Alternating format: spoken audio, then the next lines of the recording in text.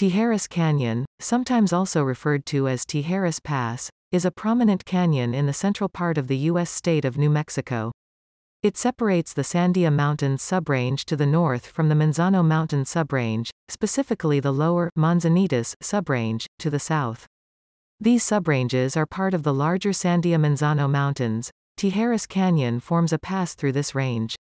Elevations along the bottom of the canyon range from 5,600 feet, 1,700 meters, to 7,000 feet, 2,100 meters, above sea level.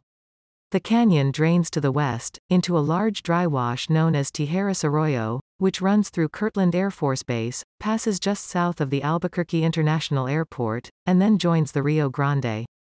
The arroyo heads at the historically important pass, approximately 7,040 feet, 2,150 meters, and this pass and the entire canyon are traversed by Interstate 40, following the path of historic U.S. Route 66. Route 66 originally passed through Santa Fe and entered Albuquerque from the north. In 1937, Governor Arthur Hannett rerouted the road away from Santa Fe and through Tijeras Canyon as revenge on politicians who he perceived had thwarted his re-election. A railroad, the Albuquerque Eastern Railway, was proposed to run through the canyon in 1901, connecting to the New Mexico Central at Moriarty, with a branch to the coalfields around Hagen. Some grading for the trackbed was done, still visible at places near the western mouth, but tracks were never laid in the canyon, and the project was abandoned in 1908. The name Tijeras means scissors in Spanish, and the name is said to come from the junction of two tributary canyons, or perhaps of two roads.